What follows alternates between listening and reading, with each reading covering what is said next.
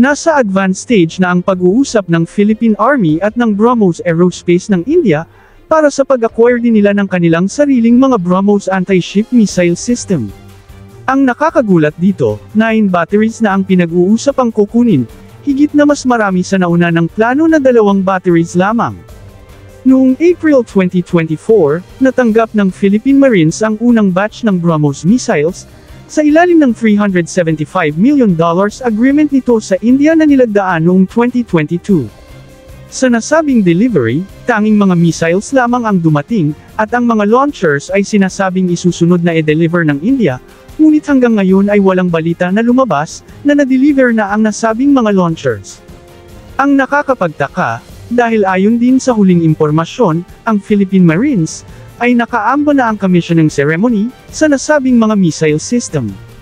Ito ay nangangahulugan lamang, na nasa bansa na ang nasabing mga launchers, na ang buong missile system ay buo na.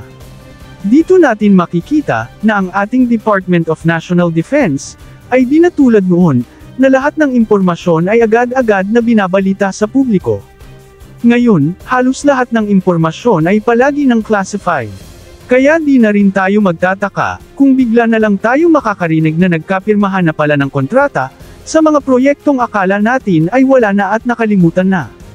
Patungkol sa 9 batteries na pinag-uusapan ng India at Philippine Army, kapansin-pansin na tulad ng mga BrahMos missile ng Philippine Marine Corps, ay 2 canister configuration pa rin ito, mas mababa sa typical 3 canister configuration ng India. Marami ang nalulungkot, dahil tinipid umano ng Pilipinas ang kanilang BrahMos missile system, gayong ito ang magiging deterrence natin sa puwersa ng kaaway. Bagamat walang duda na totoong bababa ang presyo kapag binaba ang configuration ng isang BrahMos missile system, dahil babawasan ang canisters nito ng isa, at maaring mas maliit na lamang na launching vehicles ang gagamitin, at bababa pa ang maintenance costs at operations.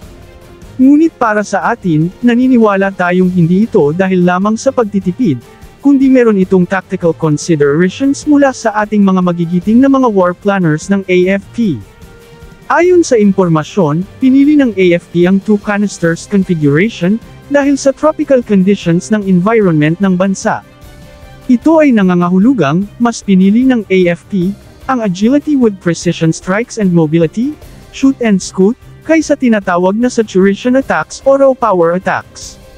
Mas kakaunti ang missile canisters na karga ng transportation Erector launcher truck, ay mas mabilis at mas magaan ito. Mas madali ring ma-e-karga sa mga maliliit na landing craft utility ang mga 2 canisters configuration BrahMos missiles na ito, para sa mas mabilis na paglipat-lipat sa mga isla ng bansa, kung saan sila higit na kailangan.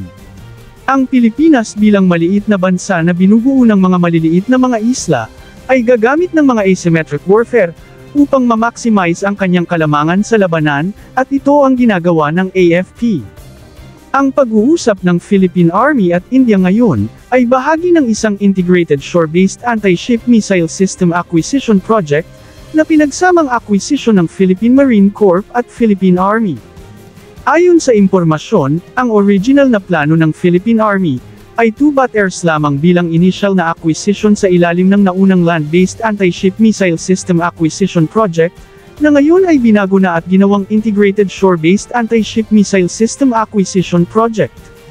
Ang dating land-based anti-ship missile acquisition project, ay pinirmahan noong 2021, ngunit wala ni isang kontrata na napirmahan, kaya ito binago at ginawang integrated, at isinama sa Horizon 3 ng AFP Modernization Program, at ang akwizisyong ito ng Army at ng naunang acquisition ng Marine Corps, ay ang bunga ng pag-integrate nito.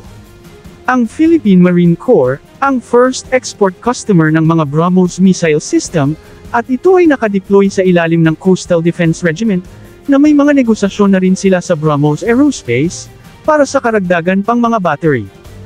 Ayon sa impormasyon, ang acquisition deal naman ng Philippine Army at BrahMos Aerospace, ay inaasahang direct government-to-government deal. Ngunit walang nakasaad na additional BrahMos missile sa ilalim ng unprogrammed fund ng AFP Modernization Program ngayong taon. Kaya naman, dahil sa idinaan ito ng AFP bilang follow-on order, Maaring ang budget para dito ay nakapaloob sa capital outlay ng Department of National Defense, at hindi mula sa AFP Modernization Program. Or maari ding nasa on-program fund ito, na nangangahulugang mabibili lang ito kapag may makukuhang budget para dito.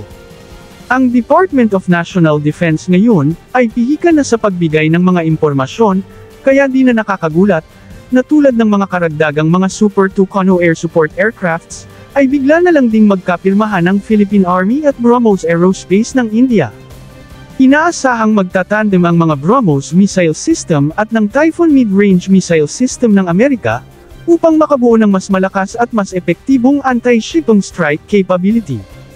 Ayon din sa impormasyon, nasa advanced stage na rin ang pag-uusap ng Pilipinas at Amerika, sa pagkakaroon ng Pilipinas ng ganitong kagamitan, at tila Amerika mismo ang nagsuggest nito sa Pilipinas, kaya kapansin-pansing todo pagtuturo ang Amerika sa mga sundalong Pilipino, sa pag-maintain, pag-repair at pag-operate ng mga kagamitang ito, na nagpapahiwatig, na mag-ooperate ang Pilipinas ng ganitong kagamitan sa hinaharap. Ang Typhoon Mid-Range Missile System, ay capable na mag-launch ng Standard Missile 6, at ng Tomahawk Land Attack Missiles, at pinapanatili ng Amerika at Pilipinas ang pag-deploy nito dito sa bansa, upang mapalakas ang regional deterrence laban sa mga manggugulo dito, kahit matindi ang objections ng China sa mga ito. May mga naniniwala, na maaring Amerika mismo ang mag-finance nito para sa Pilipinas, upang magkaroon ng ganitong deterrence sa bahaging ito ng Indo-Pacific. Pagdating naman sa depensa ng mga EDCA sites ng bansa, kung saan dito nakalagay ang mga assets ng Amerika, ay inaasahan na ring ipo-fortify ng Amerika ang mga depensa nito, based na rin sa report ng kanilang Department of Defense, sa vulnerability ng kanilang mga assets sa lugar na ito. Inaasahang kasing fortified ang gagawing depensa ng mga EDCA sites dito sa Pilipinas, sa mga military base ng Amerika sa Japan at South Korea. Ayon sa Department of Defense nila, sa oras ng di magandang pangyayari sa bahaging ito ng mundo, hindi imposible na maaring di sila papayagan ng South Korea na gamitin ang military base nila sa mga strike mission ng Amerika, dahil maaring iisipin din ng South Korea ang magiging reaksyon ng North Korea, at ang maganda nitong relasyon sa China.